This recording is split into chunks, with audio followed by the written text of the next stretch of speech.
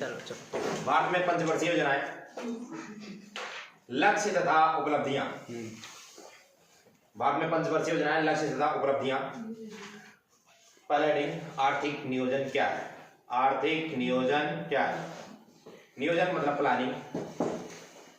कोई भी काम करने से पहले योजना बनाना नियोजन कहलाता है। और यहाँ पर है आर्थिक नियोजन। आर्थिक नियोजन का मतलब होता है देश का केंद्रीय अधिकारी। देश का केंद्रीय अधिकारी होता है देश का प्रधानमंत्री।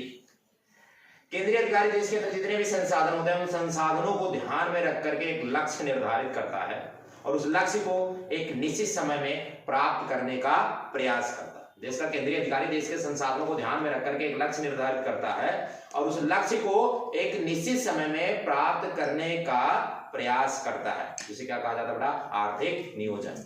आर्थिक नियोजन किसे कहते हैं बेटा? देश का केंद्रीय अधिकारी, देश का केंद्रीय अधिकारी देश में उपलब्ध आर्थिक देश में उपलब्ध संसाधनों को ध्यान में रख करके एक लक्ष्य निर्धारित करता है और उस लक्ष्य को एक निश्चित समय में प्राप्त करने का प्रयास करता है। इसे बोला जाता है बेटा आर्थिक नियोजन।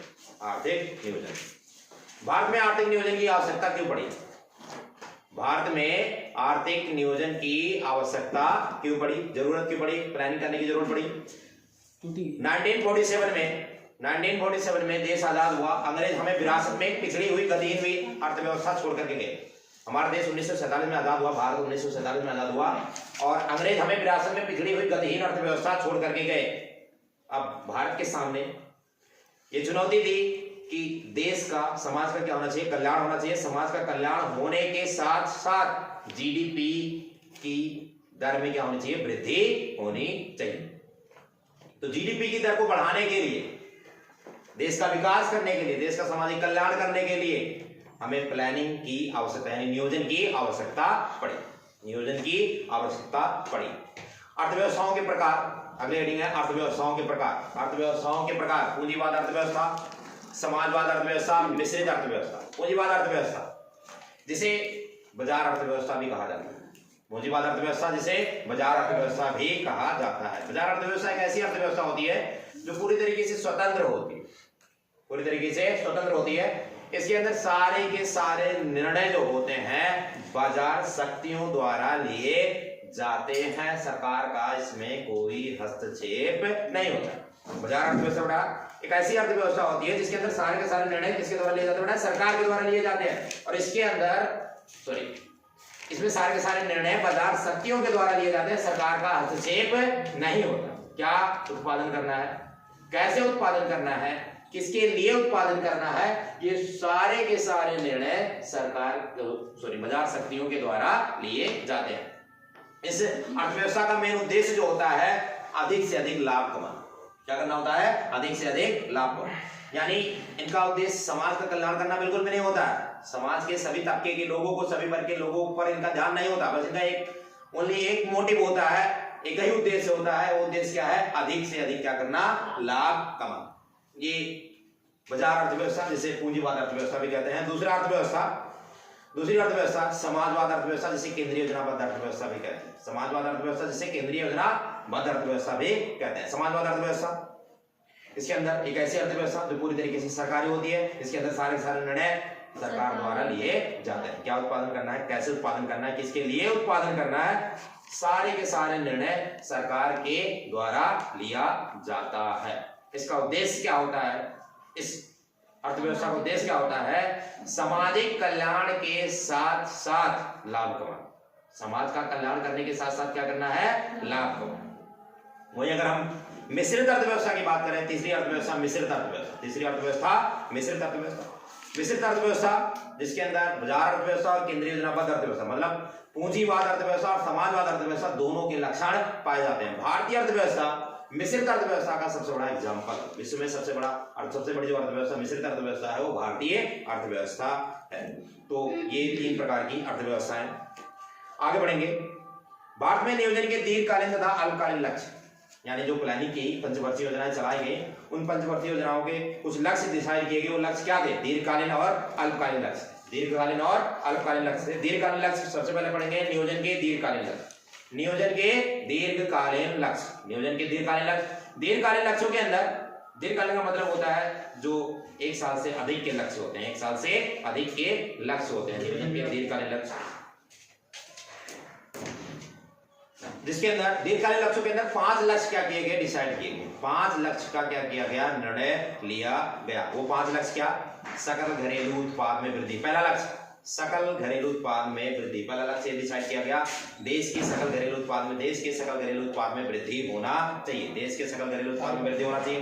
देश के सकल घरेलू उत्पाद में यानी जीडीपी के स्तर में कैसे वृद्धि किया जाए, देश के जीडीपी के स्तर में वृद्धि कैसे किया, 2 तरीके से किया जाता है। तो तकनीकी में क्या कर दिया जाए, परिवर्तन किया जाए, या फिर उपलब्ध संसाधनों का पूर्ण ढंग से क्या किया जाए, प्रयोग किया जाए।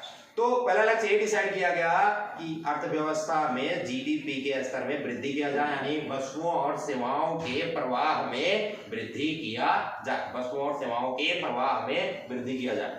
इसमें क्वेश्चन होता है कि जीडीपी क्या होता है, बहुत सारे बच्चों को नहीं पता होता है जीडीपी क्या होता है, सकल घरेलू उत्पाद क्या होता है। सकल घरेलू उत्पाद का मतलब होता है, सकल घरेलू उत्पाद का मतलब है एक लेखा वर्ष की अवधि के दौरान, मतलब एक लेखा वर्ष होता है 1 अप्रैल से लेकर 31 मार्च तक, एक लेखा वर्ष की अवधि के दौरान एक देश की घरेलू सीमा के अंदर, एक लेखा वर्ष की अवधि के दौरान एक देश की घरेलू सीमा के अंदर उत्पादित सभी वस्तुओं और सेवाओं का कुल जोड़, यानी जैसे मान लो भारत है, भारत की घरेलू सीमा के अंदर जितनी भी वस्तुओं और सेवाओं का उत्पादन किया जाएगा उन सबका जोड़ सकल घरेलू उत्पाद कहलाता है। तो पहला लक्ष्य यही था भारत में दीर्घकालीन उद्देश्यों के अंदर पहला लक्ष्य यही था कि देश के जीडीपी के स्तर में वृद्धि की जाए। दूसरा लक्ष्य पूर्ण रोजगार, दूसरा लक्ष्य निर्णय लिया गया कि अर्थव्यवस्था में सभी लोगों को रोजगार मिलना चाहिए। पूर्ण रोजगार का मतलब यह है कि अर्थव्यवस्था में जो भी मजदूरी की न्यूनतम दर पर काम करने के लिए तैयार है, जो भी मजदूरी की न्यूनतम दर पर काम करने के लिए तैयार है, उन सभी लोगों को रोजगार मिलना चाहिए, उन सभी लोगों को रोजगार मिलना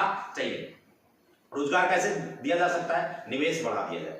रोजगार कैसे दिया जा सकता है, निवेश, अगर निवेश बढ़ेगा, निवेश बढ़ने का मतलब यह है रोजगार के अवसर क्या होंगे, बढ़ेंगे। मान लीजिए आप एक फैक्ट्री शुरू करते हैं, यदि आप क्या करते हैं, फैक्ट्री शुरू करते हैं, तो फैक्ट्री के अंदर क्या आप खुद अकेले काम करेंगे, नहीं, आपको 8, 10, 15, 20 मजदूरों की क्या पड़ेगी, जरूरत पड़ेगी।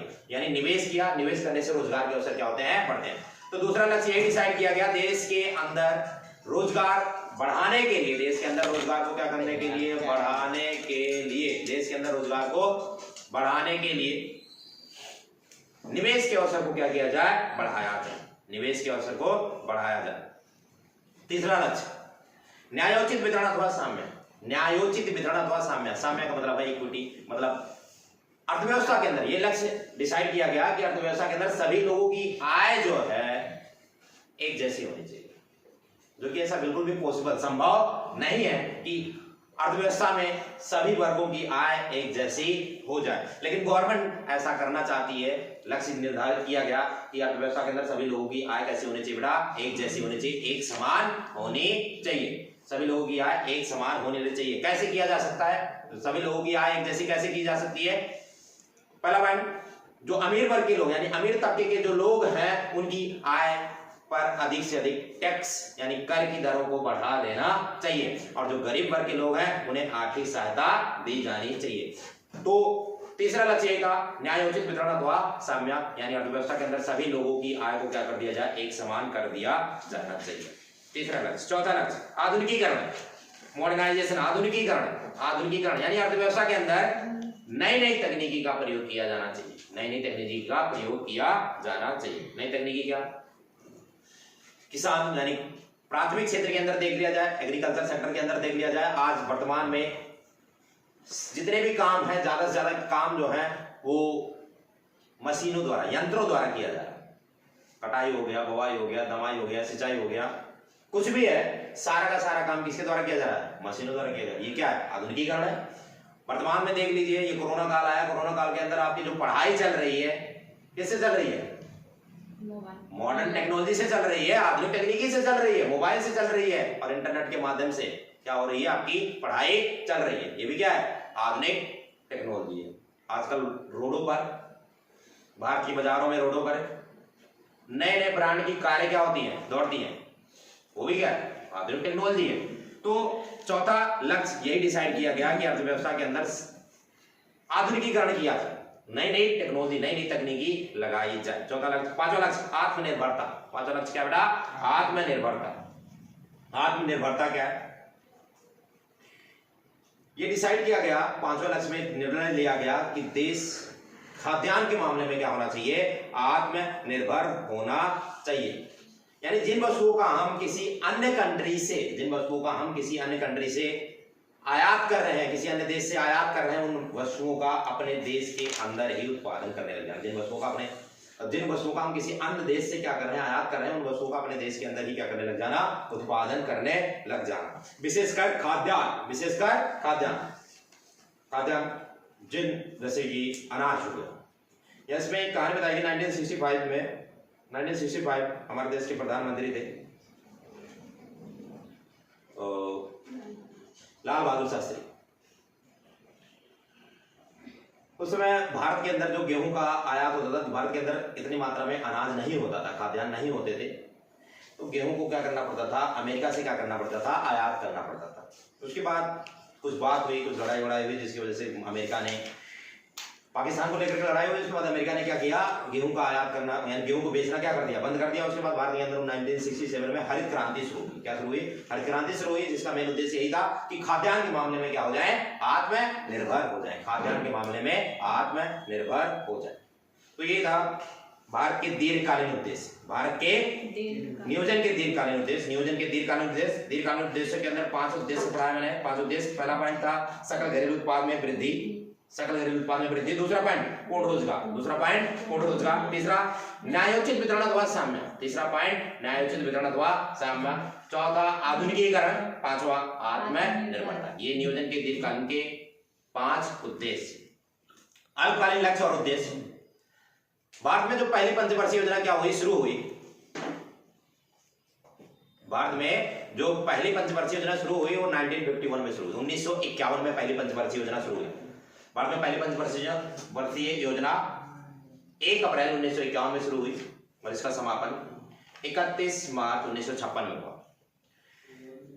योजना आयोग का जो अध्यक्ष होता है वो प्रधानमंत्री होता है, केंद्रीय अधिकारी प्रधानमंत्री होता है। योजना आयोग का अध्यक्ष होता है, कौन होता है? प्रधानमंत्री होता है योजना आयोग का अध्यक्ष। भारत अभी तक 12 पंचवर्षीय योजनाएं समाप्त कर चुका है और हर एक योजना का अलग अलग लक्ष्य होता है। जैसे पहली पंचवर्षीय योजना जो शुरू की गई थी उसका लक्ष्य था कृषि उत्पादन में वृद्धि करना। कृषि उत्पादन में क्या करना?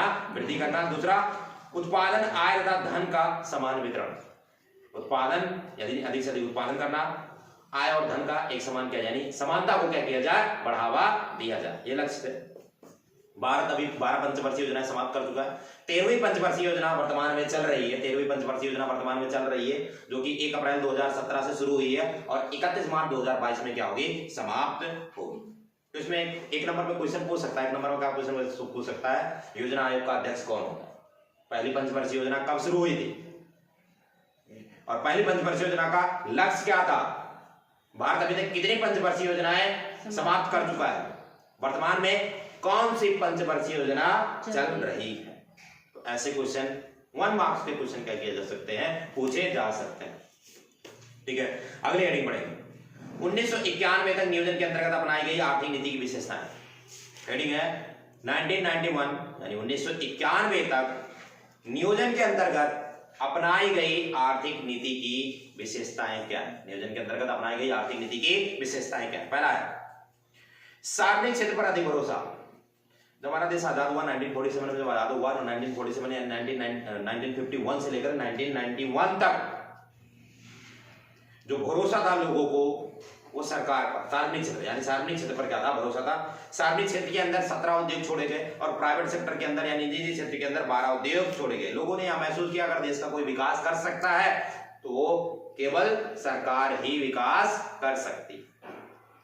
निजी क्षेत्र का नियंत्रित विकास, जो प्राइवेट सेक्टर था, निजी क्षेत्र था, उनका नियंत्रित विकास था। नियंत्रित विकास का मतलब यह है कि इसमें बहुत सारे नियम कानून लगाए गए थे। बिना लाइसेंस लिए आप उद्योग शुरू नहीं कर सकते। आप पर उत्पादन कोटा था, भाई तुम उतना ही उत्पादन कर सकते हो। ठीक है, तो ये ऐसे बहुत सारे नियम और कानून लगाए हुए थे। छोटे पैमाने के उद्योग को संरक्षण। छोटे पैमाने का उद्योग क्या होता है? जिसमें 5 करोड़ तक की पूंजी लगी हुई होती है, छोटे पैमाने का उद्योग होता है। तो छोटे पैमाने के उद्योगों को संरक्षणता प्राप्त थी कि ये छोटा उद्योग है, छोटा रहेगा, इसे बढ़ाया नहीं जा सकता। और बड़े पैमाने के उद्योगों का नियमन, यानी बड़े पैमाने के जो उद्योग थे उन पर ढेर सारे रूल्स एंड रेगुलेशन, लगा दिए गए थे बिना लाइसेंस लिए, जैसे कि उत्पादन पर। तो दूसरी ओर छोटे पैमाने के उद्योगों को प्रतियोगिता से संरक्षित रखा गया। इसके अलावा जो छोटे पैमाने के उद्योग थे, आवश्यकताओं को पूरा करने के लिए विशेष वित्तीय संस्थाएं भी स्थापित की। जो छोटे पैमाने के उद्योग थे उनको वित्तीय सहायता देने के लिए बहुत सारे वित्तीय संस्था भी क्या की गई, स्थापित की गई।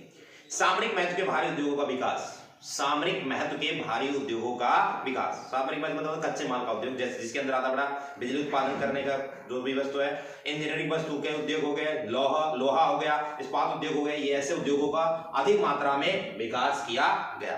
बचत तथा निवेश पर ध्यान केंद्रित, यानी लोगों को प्रोत्साहित किया गया कि वो अधिक से अधिक बचत करें। लोगों को प्रोत्साहित किया गया कि वो अधिक से अधिक बचत करें, और बचत करने के बाद क्या करें, अधिक से अधिक निवेश करें। अगर बचत करेंगे तो निवेश करेंगे, निवेश करने से क्या होगा, रोजगार का अवसर क्या होगा, बढ़ेगा, जीडीपी अपने आप क्या होगी, ग्रोथ करेगी।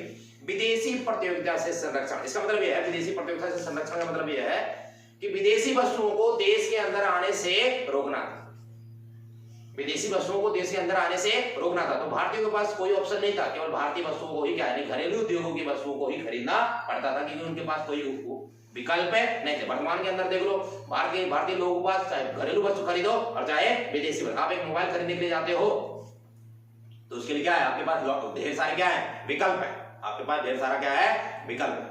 मोबाइल खरीदने के लिए ढेर सारे विकल्प है। चाइनीज कंपनी है, क्या कहते हैं, जापान की कंपनी है, अमेरिका की कंपनी है, ठीक है, बहुत सारे देशों की क्या है, कंपनियां हैं। तो आपके ऊपर डिपेंड करता है आप कौन सी वस्तु। लेकिन उस समय क्या था, विदेशी प्रतियोगिता से संरक्षण था। 1947 से लेकर 1990 तक हमारी अर्थव्यवस्था को विदेशी प्रतियोगिता से संरक्षण रखा गया था, अर्थात विदेशी वस्तुओं को देश के अंदर आने से रोका जा रहा था।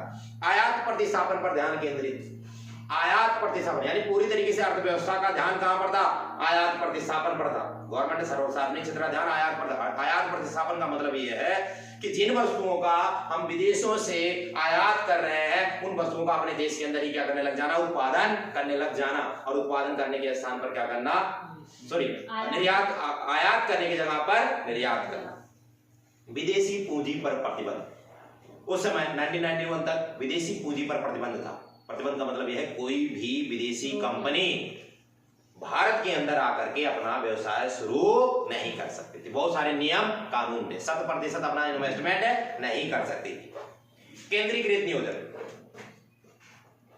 समृद्धि और विकास के कार्यक्रमों को राज्य स्तर पर केंद्रीकृत नियोजन की अवधारणा के अनुरूप बनाया गया। मतलब क्या है, केंद्रीकृत नियोजन का मतलब यह है कि पूरी की पूरी जो भारतीय अर्थव्यवस्था थी वो केंद्रीकृत नियोजन थी, सार्वजनिक क्षेत्र के अधिकार में थी। सार्वजनिक क्षेत्र ही पूरा क्या कर रहा था, कंट्रोल, नियंत्रण कर रहा था। जो सार्वजनिक क्षेत्र चाहता था वही करता था, यानी सार्वजनिक क्षेत्र के अनुसार और भारतीय अर्थव्यवस्था का विकास किया जा रहा। तो ये था 1991 से लेकर के 1991 से लेकर के 1951 से लेकर के 1991 तक नियोजन के अंतर्गत अपनाई गई आर्थिक नीति की विशेषताएं, यानी किस तरीके से देश का विकास किया जा रहा है। अगली हेडिंग आती है नियोजन की सफलताएं, यानी जो हमने पंचवर्षीय योजनाओं के दौरान जो भी हमने प्लानिंग किया, लक्ष्य क्या किए, निर्धारित किए, उन लक्ष्यों में से कौन कौन से लक्ष्य प्राप्त किए गए। पहला लक्ष्य राष्ट्रीय आय में वृद्धि। पहला लक्ष्य हमने क्या प्राप्त किया, राष्ट्रीय आय, देश की राष्ट्रीय आय में वृद्धि हुई। राष्ट्रीय आय में वृद्धि होने का मतलब यह है कि देश के अंदर वस्तुओं और सेवाओं के उत्पादन में वृद्धि हुई, जिसकी वजह से राष्ट्रीय आय में वृद्धि हुई। यहाँ पर कुछ आंकड़े दे रखे हैं, पहली पंचवर्षीय योजना, दूसरी पंचवर्षीय योजना, यहाँ पर लास्ट जो 12वीं पंचवर्षीय योजना दे रखी है, 12वीं पंचवर्षीय योजना के हिसाब से 6.8% प्रतिवर्ष के हिसाब से क्या की गई है, वृद्धि दर्ज की गई। जब देश की राष्ट्रीय आय में वृद्धि हुई तो देश की राष्ट्रीय आय में वृद्धि होने से प्रति व्यक्ति आय में वृद्धि हुई। यदि देश की राष्ट्रीय आय क्या होती है, बढ़ती है, तो प्रति व्यक्ति आय भी क्या होती है, बढ़ती है। क्यों बढ़ती है, क्योंकि जो प्रति व्यक्ति आय निकाला जाता है वो राष्ट्रीय आय से निकाला जाता है। देश की कुल आय यानी राष्ट्रीय आय को देश की कुल जनसंख्या से भाग कर दिया जाता है। अगर देश की राष्ट्रीय आय बढ़ती है तो प्रति व्यक्ति आय भी क्या होती है, बढ़ती है। यानी दूसरा लक्ष्य हमने ये प्राप्त किया, देश के अंदर प्रति व्यक्ति आय में वृद्धि हुई। बचत तथा निवेश दर में वृद्धि। यदि लोगों की प्रति व्यक्ति आय बढ़ती है, लोगों की आय क्या होगी, बढ़ेगी, तो लोग बचत भी करेंगे। यदि बचत होती है, अर्थव्यवस्था के अंदर बचत की जाती है, तो बचत के बाद निवेश होगा। निवेश होने से पूंजी की निर्माण दर में वृद्धि हो, निवेश दर में वृद्धि हो, पूंजी की निर्माण दर में वृद्धि हो। कृषि में संस्थागत एवं तकनीकी परिवर्तन। कृषि में संस्थागत एवं तकनीकी परिवर्तन किया गया। क्या परिवर्तन किया गया, जो बीच में बिचौलिए थे, जो जमींदारी प्रथा चलती थी, मीडिएटर थे, बिचौलिए थे, उन्हें क्या कर दिया गया, हटा दिया गया। लगान का नियमन कर दिया गया और चकबंदी के द्वारा जो भूमि के टुकड़े अलग अलग जगहों पर थे, चकबंदी के द्वारा उन्हें क्या किया गया, एकत्रित किया गया। और तकनीकी परिवर्तन, अर्थव्यवस्था के अंदर ढेर सारी नई नई टेक्नोलॉजी का विकास किया गया। भारतीय कृषि क्षेत्र के अंदर बहुत सारे कल्टीवेटर हो गया, हैरो हो गया, ट्रैक्टर हो गया, थ्रेसर हो गया, बहुत सारी तकनीकी का प्रयोग किया जा रहा है। उद्योगों का विकास एवं वृद्धिकरण, ढेर सारे उद्योग लगाए गए। विशेषकर अगर हम बात करें इलेक्ट्रॉनिक उद्योग, इलेक्ट्रॉनिक उद्योग में अधिक से अधिक मात्रा में हमने क्या की है, वृद्धि की है। आर्थिक एवं आधारित संरचना, देश की आर्थिक एवं आधारित संरचना में क्या हुआ है, विकास हुआ है। देश की आर्थिक एवं आधारित संरचना में